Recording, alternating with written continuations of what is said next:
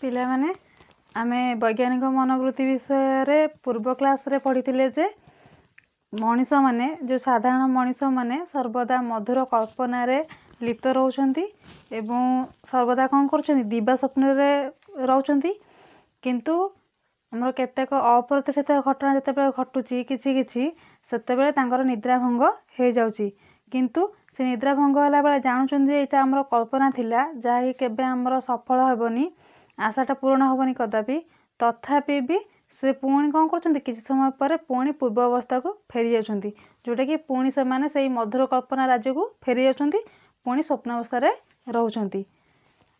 आगु देखिबा कौन सी कथार विचार कला बेले निजर व्यक्तिगत विश्वास ठीक और अन्य माने यार ग्रहण करंतु एपरी मनोभाव वैज्ञानिक मनोवृत्तिर संपूर्ण विरोधी। कौन सी कथा जे कौन सी कथा हम विचार करुचे से निज व्यक्तिगत विश्वासटा ठीक आम सब कौन कहे आम पूर्वर पढ़ुले जे आमर विश्वास सब व्यक्तिगत इच्छा द्वारा प्रभावित आम पढ़ी आमर जिते सब रहा आमर विश्वास से सब आमर कौन व्यक्तिगत इच्छा प्रभावित होची तेणुक आम सब आम व्यक्तिगत विश्वासटा ठीक यह समस्ते यह ग्रहण करूँ आम समस्त लदी दौचे आम कहे एटा ही मोर विश्वास एटा ही ठीक ए मतटा मोर ठीक तेणु यह समस्ते ग्रहण करूँ एटा को आम अन्य मानक लदुचे किंतु एटा हूँ मनोवैज्ञानिक माने मनोभाव वैज्ञानिक मनोभावर मनोवृत्तिर संपूर्ण विरोधी अटे। जेपर्यंत आमर व्यक्तिगत मत को अन्य मानक ऊपर लदी देवार मनोभाव थिबो से पर्यंत आम निरपेक्ष भावे जुक्ति न करी निज मत को सुहाइला परि जुक्ति करिबा।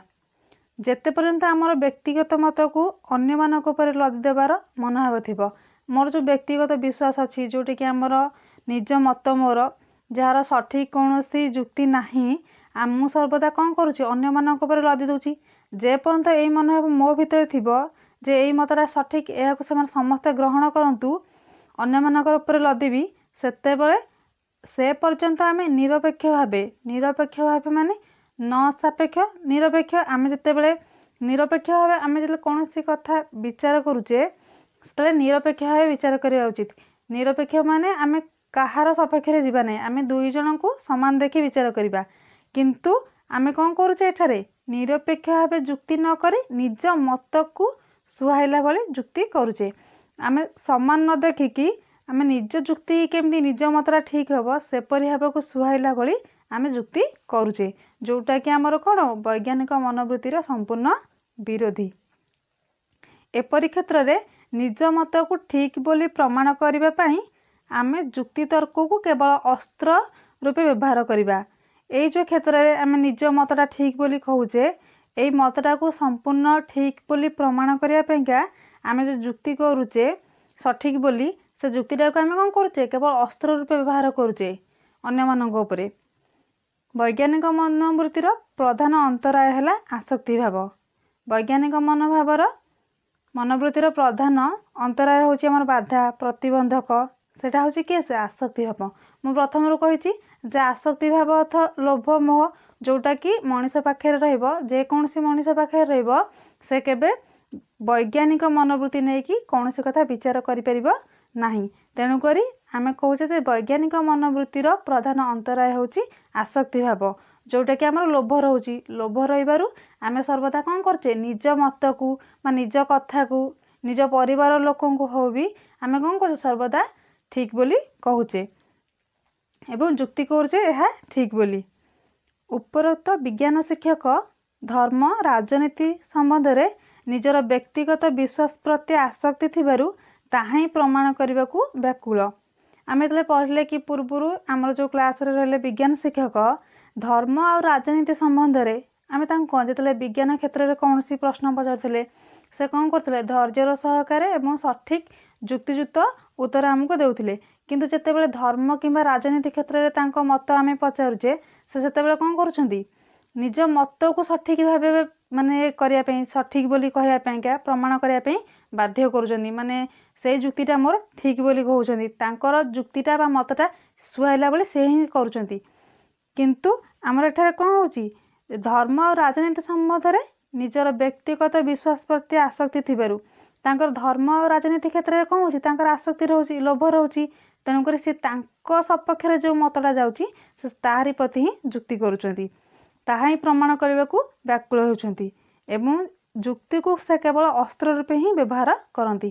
ସେତେବେଳେ ସେ କ'ଣ କରୁଛନ୍ତି, ଯେଉଁ ଯୁକ୍ତିଟା କରୁଛନ୍ତି ସେ ତାକୁ ଅସ୍ତ୍ର ରୂପରେ ବ୍ୟବହାର କରୁଛନ୍ତି।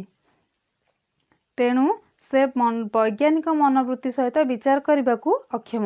ତେଣୁ ସେତେବେଳେ ଧର୍ମ ରାଜନୀତି କ୍ଷେତ୍ରରେ ବିଚାର ସମାଜରେ ବିଚାର କରୁଛନ୍ତି, ସେତେବେଳେ କ'ଣ କରୁଛନ୍ତି, ସେ ଅକ୍ଷମ ହୋଇପଡ଼ୁଛନ୍ତି ବୈଜ୍ଞାନିକ ମନୋବୃତ୍ତି ଧାରଣାରେ ସଠିକ୍ ଯୁକ୍ତି ଦେବା ପାଇଁ। କୌଣସି ବିଷୟରେ ଯେ ପର୍ଯ୍ୟନ୍ତ ଆମର ଆସକ୍ତି ଭାବ ଥିବ, ଯେକୌଣସି ବିଷୟରେ ଆସକ୍ତି ଭାବ ଥିବ, ଲୋଭ ଥିବ, ମୋହ ଥିବ, ସେ ପର୍ଯ୍ୟନ୍ତ କ'ଣ ଆମେ ଯୁକ୍ତିତର୍କକୁ କେବଳ ଅସ୍ତ୍ର ଭାବେ ବ୍ୟବହାର କରୁଥିବା। ଆଲ୍ଡସ୍ ହକ୍ସଲେ ଏହି କାରଣରୁ ଅନାସକ୍ତ ଭାବ ଥିବା ବ୍ୟକ୍ତିଙ୍କୁ ଆଦର୍ଶ ମାନବ ବୋଲି କହିଛନ୍ତି। ଆଲ୍ଡସ୍ ହକ୍ସଲେ କ'ଣ କହିଛନ୍ତି, ଯେ ଯେଉଁ ବ୍ୟକ୍ତି ପାଖରେ ଅନାସକ୍ତ ଭାବ ଥିବ, ଅନାସକ୍ତ ମାନେ ନ ଆସକ୍ତ, ମାନେ ତାଙ୍କର କୌଣସିଥିରେ ଲୋଭ ନଥିବ, ସେଇ ବ୍ୟକ୍ତି ହିଁ ଆଦର୍ଶ ମାନବ ବୋଲି ସେ କହିଛନ୍ତି। କେଉଁ ବ୍ୟକ୍ତି ଆଦର୍ଶ ମାନବ ହୋଇପାରିବ ନା, ଯେଉଁ ବ୍ୟକ୍ତି କେବଳ ଅନାସକ୍ତ ଭାବେ ବିଚାର କରିପାରିବ, ସବୁ କ୍ଷେତ୍ରରେ ଅନାସକ୍ତ ଭାବ ଦେଖାଇ ପାରିବ, ସେହି ହିଁ ବ୍ୟକ୍ତି କ'ଣ ଆଦର୍ଶ ମାନବ ହୋଇପାରିବ। ଏଣ୍ଡସ୍ ଆଣ୍ଡ ମିନ୍ସ ପୁସ୍ତକରେ ତାଙ୍କର ଗୋଟେ ପୁସ୍ତକ ହେଉଛି କ'ଣ, ତା ନାଁ ହେଉଛି ଏଣ୍ଡସ୍ ଆଣ୍ଡ ମିନ୍ସ। ସେଇ ପୁସ୍ତକରେ ସେ କହିଛନ୍ତି ଯେ ଅନାସକ୍ତ ବ୍ୟକ୍ତି ହିଁ ଆଦର୍ଶ ମାନବ। ଯେଉଁ ଅନାସକ୍ତ ବ୍ୟକ୍ତି, ସେହି ବ୍ୟକ୍ତି ହେଉଛନ୍ତି କ'ଣ ଜଣେ ଆଦର୍ଶ ମାନବ। ସେ ତାଙ୍କର ଦୈହିକ ଅନୁଭୂତି, ରୁଚି, ଶକ୍ତି ଓ ପ୍ରଭୁତ୍ୱର କାମନା ପ୍ରତି ଆସକ୍ତି ନଥାନ୍ତି। ବ୍ୟକ୍ତିଗତ ଘୃଣା, ବ୍ୟକ୍ତିଗତ ରାଗ ତାଙ୍କର କୌଣସି କାହା ଉପରେ ନଥାଏ। ଘୃଣା, ସେମିତି କାହାକୁ ତ ସେ ଘୃଣା କରନ୍ତି ନାହିଁ। ସ୍ନେହ, ଭଲ ପାଇବା ସମସ୍ତଙ୍କ ପ୍ରତି ଥାଏ, ନାହିଁକି ମୁଁ ଜଣଙ୍କ ପ୍ରତି ଭଲ ପାଇବା ରଖିବି ଆଉ ଜଣଙ୍କ ପ୍ରତି ଘୃଣା ଭାବ ରଖିବି, ସେମିତି ନୁହେଁ। କିନ୍ତୁ ସେ କ'ଣ ସମସ୍ତଙ୍କ ପ୍ରତି ସମାନ ଭାବ। ଧନ ସମ୍ପତ୍ତି, ସୁନାମ ଓ ସମାଜରେ ତାଙ୍କର ସ୍ଥାନ ପ୍ରତି ସେ ନିଷ୍ପୃହ। ତାଙ୍କର ସମାଜର ସ୍ଥାନ ରହିବା କଥା ଯେଉଁ ସ୍ଥାନ, ସେ ପ୍ରତି ମଧ୍ୟ ତାଙ୍କର ଆଶା ରଖିନାହାନ୍ତି। ଏପରିକି ବିଜ୍ଞାନ, କଳା ଓ ଯେକୌଣସି ଅନୁମାନ ଏବଂ ମାନବୀୟ ସମ୍ପର୍କାଦି ପ୍ରତି ମଧ୍ୟ ସେ ନିରପେକ୍ଷ। ବିଜ୍ଞାନ, କଳା କ୍ଷେତ୍ରରେ ଏବଂ ଯେକୌଣସି କ୍ଷେତ୍ରରେ ହେଉ ମଧ୍ୟ ତାଙ୍କର ମାନବ ସମ୍ପର୍କ ଯେଉଁ, ସେ ପ୍ରତି ମଧ୍ୟ ସେ ନିରପେକ୍ଷ। ଏହି ନିରପେକ୍ଷ ଭାବ ବୈଜ୍ଞାନିକ ମନୋବୃତ୍ତି ପାଇଁ ସର୍ବପ୍ରଥମେ ଆବଶ୍ୟକ। ଏଇ ଯେଉଁ ନିରପେକ୍ଷ ଭାବଟା ରହିଲା, ଯେଉଁଟାକି ଆମର କାହା ସପକ୍ଷରେ କହିବା ନାହିଁ, ସମସ୍ତଙ୍କୁ ସମାନ ଇଏ ଦେଖିବା। ଜଣେ ବିଚାର କଲାବେଳେ କି ଜଜ୍ ଯଦି ବିଚାର କଲାବେଳେ ସମସ୍ତଙ୍କ ସପକ୍ଷରେ ନ ରହିବେ, ଜଣଙ୍କ ସାଇଡ଼ରେ ଗୋଟିଏ ସାଇଡ଼ରେ ଜଣଙ୍କ ସାଇଡ଼ରେ କହିଦେବେ, ତ ସେଇଟା କେବେ ବିଚାର କରିବା ହେବନି। ତେଣୁକରି ଏଇ ନିରପେକ୍ଷ ଭାବ, ଯେଉଁ ଭାବଟା କ'ଣ ସମସ୍ତଙ୍କୁ ସମାନ ଦେଖିବ, ନିରପେକ୍ଷ ଭାବ ବୈଜ୍ଞାନିକ ମନୋବୃତ୍ତି ପାଇଁ ସର୍ବପ୍ରଥମେ ଆବଶ୍ୟକ। ଆମର ସବୁଠୁ କ'ଣ ଦରକାର ବୈଜ୍ଞାନିକ ମନୋବୃତ୍ତି ପାଇଁ? ନିରପେକ୍ଷ ଭାବ। ଯେକୌଣସି ଗୋଟିଏ ଦୁଇଟି କଥାକୁ ଯୁକ୍ତିଯୁକ୍ତ କାରଣ ସହିତ ନିରପେକ୍ଷ ଭାବେ ବିଚାର କରିବା ବ୍ୟକ୍ତିଙ୍କର ବୈଜ୍ଞାନିକ ମନୋବୃତ୍ତି ଅଛି ବୋଲି କୁହାଯାଇ ନପାରେ। ଯେକୌଣସି ଗୋଟିଏ ଦୁଇଟି କଥା କୌଣସି କଥାରେ ବୈଜ୍ଞାନିକ ମନୋବୃତ୍ତି ଦେଖେଇ କହିଦେଉଥିବ, ଆଉ କେତୋଟି କଥାରେ ସେମିତି ନଥିବ। ଗୋଟେ କଥାରେ ନିରପେକ୍ଷ ଭାବେ କଲା ବେଳକୁ ଆଉ ଗୋଟେ କଥାରେ କ'ଣ ଯୁକ୍ତିଯୁକ୍ତ ତା ସାଇଡ଼ରେ ଯାଉଥିବ, ନିଜ ଇଚ୍ଛାରେ ଯାଉଥିବ, ନିଜ ବ୍ୟକ୍ତିଗତ ଇଚ୍ଛା ସପକ୍ଷରେ ଯାଉଥିବ। ସେମିତି ହେଲେ କ'ଣ ଆକୁ ଆମର ବୈଜ୍ଞାନିକ ମନୋବୃତ୍ତି ଅଛି ବୋଲି ଆମେ କହିପାରିବା ନାହିଁ। କାରଣ ଏହି ଗୋଟିଏ ଦୁଇଟି କଥାରେ ତାଙ୍କର କୌଣସି ଆସକ୍ତି ଭାବ ବା ବ୍ୟକ୍ତିଗତ ଇଚ୍ଛା ଓ ଜିଦ୍ ନାହିଁ। ଯେତେବେଳେ ଯେକୌଣସି କଥାରେ ନିରପେକ୍ଷ ଭାବେ ବିଚାର କରୁଛେ, ଆମେ ଜାଣିବା ଯେ ଏଥିରେ ତାଙ୍କର ଆସକ୍ତି ନାହିଁ, ଲୋଭ ନାହିଁ, ନିଜର ବ୍ୟକ୍ତିଗତ ଇଚ୍ଛା ବି ନାହିଁ, ତେଣୁ ଜିଦ୍ ବି ନାହିଁ। ତେଣୁକରି ମାତ୍ର ଆହୁରି ଅନେକ ପ୍ରଶ୍ନରେ ତାଙ୍କର ବ୍ୟକ୍ତିଗତ ଜିଦ୍ ଥାଇପାରେ। ଯେଉଁଥିରେ ସେ ନିରପେକ୍ଷ ଭାବେ ବିଚାର ନ କରୁଛନ୍ତି, ଆମେ ଜାଣୁଛୁ ଯେ ଏଥିରେ କ'ଣ ତାଙ୍କର ବ୍ୟକ୍ତିଗତ ଜିଦ୍ ଥାଇପାରେ। ତେଣୁକରି ସେ କ'ଣ ନିରପେକ୍ଷ ଭାବେ ବିଚାର କରିପାରୁନାହାନ୍ତି। ଆମର ବିଜ୍ଞାନ ଶିକ୍ଷକଙ୍କର ବିଜ୍ଞାନ ସମ୍ବନ୍ଧରେ କୌଣସି ଇଚ୍ଛା ବା ଜିଦ୍ ନାହିଁ। ଆମେ ଯେତେବେଳେ ବିଜ୍ଞାନ ଶିକ୍ଷକ, ଆମ ବିଜ୍ଞାନ ଧାରଣା ବିଜ୍ଞାନରେ ଆମେ ଯେତେବେଳେ ପ୍ରଶ୍ନ ପଚାରୁଥିଲେ, ସେ ଆମକୁ ସଠିକ୍ ଉତ୍ତର ଧୈର୍ଯ୍ୟର ସହକାରେ ଦେଉଥିଲେ। ଆମେ ପ୍ରଥମରୁ ପଢ଼ିଛେ, ଆମେ ସେଥିରେ ଜାଣୁଛେ କ'ଣ ତାଙ୍କର ଏଇ ଯେଉଁ ବିଜ୍ଞାନ କ୍ଷେତ୍ରରେ ତାଙ୍କର କୌଣସି ସେମିତି କ'ଣ କୌଣସି ଜିଦ୍ ବା ଇଚ୍ଛା ନାହିଁ ତାଙ୍କର। କିନ୍ତୁ ମାତ୍ର ଧର୍ମ, ସାହିତ୍ୟ ଓ ରାଜନୀତି କ୍ଷେତ୍ରରେ ବିଭିନ୍ନ ପ୍ରଶ୍ନ ସମ୍ପର୍କରେ ତାଙ୍କର ଜିଦ୍ ରହିଛି। ଯେତେବେଳେ ଧର୍ମ, ରାଜନୀତି ବିଷୟରେ ଆମେ ତାଙ୍କ ହାତରେ ଚର୍ଚ୍ଚା କରୁଛେ, ସେତେବେଳେ ତାଙ୍କର କ'ଣ ତାଙ୍କର ସେଥିରେ ନିଜର ବ୍ୟକ୍ତିଗତ ଇଚ୍ଛା ବା ଜିଦ୍ ରହିଛି। ତେଣୁ ବ୍ୟକ୍ତିଗତ ଇଚ୍ଛା ଓ ଜିଦ୍ ନ ରଖି ଅନାସକ୍ତ ଭାବେ ସେ ସବୁ ପ୍ରଶ୍ନର ବିଚାର କରନ୍ତି। ତେଣୁକରି କ'ଣ ସେ ବ୍ୟକ୍ତିଗତ ଇଚ୍ଛା ଜିଦ୍ ନ ରଖିକି ବିଚାର କରୁଛନ୍ତି, କିନ୍ତୁ ତାଙ୍କର କେବଳ ବୈଜ୍ଞାନିକ ମନୋବୃତ୍ତି ଅଛି ବୋଲି କୁହାଯାଇପାରେ। ମାନେ ଦେଖ, ଯେତେବେଳେ ବ୍ୟକ୍ତିଗତ ଇଚ୍ଛା ଆଉ ଜିଦ୍ ନ ରଖି ଅନାସକ୍ତ ଭାବେ ସବୁ ପ୍ରଶ୍ନର ବିଚାର କରିବା, ଯେତେବେଳେ କୌଣସି ବ୍ୟକ୍ତିଗତ ଇଚ୍ଛା ରଖିବନି, ଅନାସକ୍ତ ଭାବ ଲୋଭ ଭାବ ନ ରଖି ସବୁ ପ୍ରଶ୍ନର ବିଚାର କରିବ, ସେତେବେଳେ ଆମେ କ'ଣ କରିବା? ତାଙ୍କର ବୈଜ୍ଞାନିକ ମନୋବୃତ୍ତି ଅଛି ବୋଲି ଆମେ କହିପାରିବା। ବୈଜ୍ଞାନିକ ମନୋଭାବାପନ୍ନ ବ୍ୟକ୍ତିଙ୍କ ମତାମତ ବା କୌଣସି ପ୍ରଶ୍ନର ସିଦ୍ଧାନ୍ତ ଯେ ସବୁବେଳେ ସତ୍ୟ, ଆମେ ଯେଉଁ ବୈଜ୍ଞାନିକ ମନୋଭାବ ଯେଉଁ ଲୋକମାନଙ୍କର ଅଛି, ତାଙ୍କ ମତାମତ ବା କୌଣସି ପ୍ରଶ୍ନର ସିଦ୍ଧାନ୍ତ ଆମେ ସବୁବେଳେ ଠିକ୍ ବୋଲି ଭାବିପାରିବା, ସେପରି ନୁହେଁ। ଏଇଟା ସତ୍ୟ ବୋଲି ଭାବିବାନି, କାରଣ ଏପରି ଆଦୌ ନୁହେଁ। ଏବଂ ଏଇଥିପାଇଁ ବୈଜ୍ଞାନିକ ମନୋବୃତ୍ତିର ମହତ୍ତ୍ୱ। ଆମେ ଯେ ଭାବିବା ଯେ ଏଇ ଯେଉଁ ବୈଜ୍ଞାନିକ ମନୋବୃତ୍ତି ବ୍ୟକ୍ତିଙ୍କ ମତାମତ ବା ସିଦ୍ଧାନ୍ତ, ସେ ଯେଉଁ ମତାମତ ଦେଉଛନ୍ତି, ସିଦ୍ଧାନ୍ତ ଦେଉଛନ୍ତି, ଯେଉଁ ଯୁକ୍ତି କରୁଛନ୍ତି, ଯେ ସବୁବେଳେ ଠିକ୍ ବୋଲି ଆମେ ଭାବିପାରିବା ନାହିଁ। ବୈଜ୍ଞାନିକ ମନୋଭାବାପନ୍ନ ବ୍ୟକ୍ତି ତାଙ୍କର ମତାମତ ବା ସିଦ୍ଧାନ୍ତକୁ ନିଶ୍ଚିତ ଭାବେ ସତ୍ୟ ବୋଲି କେବେ ଭାବିବେନି। ଯଦି ଜଣେ ବ୍ୟକ୍ତି ବୈଜ୍ଞାନିକ ମନୋବୃତ୍ତିର ହେଇଥିବ, ସେ କଦାପି ନିଜେ ଯେଉଁ ଯୁକ୍ତିଟା ଦେଉଛି ସେ ସବୁବେଳେ ଠିକ୍ ବୋଲି ସେ କଦାପି ଭାବିବନି। କାରଣ ଆଉ ଜଣେ ବି ବୈଜ୍ଞାନିକ ବ୍ୟକ୍ତି ମନୋଭାବ ବ୍ୟକ୍ତି ଥିବେ, ସେ ବି କିଛି ଯୁକ୍ତି କରୁଥିବେ, ତାଙ୍କର ଯୁକ୍ତିରେ କୌଣସି ଭୁଲ ଦର୍ଶାଇଲେ ଏବଂ ତାଙ୍କ ଯୁକ୍ତି ଠାରୁ ବଳିଷ୍ଠ ଯୁକ୍ତି ଦେଖାଇ ଅନ୍ୟ କେହି ଏକ ସିଦ୍ଧାନ୍ତରେ ପହଞ୍ଚିଗଲେ ସେ ତାକୁ ସହଜ ଭାବେ ଗ୍ରହଣ କରିନେବେ।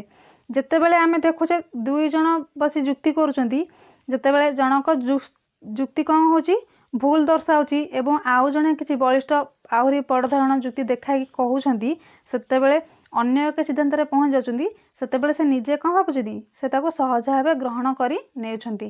ସେତେବେଳେ ଯଦି ତାଙ୍କର ନିଜର କିଛି ବ୍ୟକ୍ତିଗତ ଇଚ୍ଛା ବା ବିଶ୍ୱାସ ଥାଆନ୍ତା, ଜିଦ୍ ଥାଆନ୍ତା, ସେ କଦାପି ତାହାକୁ ଗ୍ରହଣ କରିନଥାନ୍ତେ।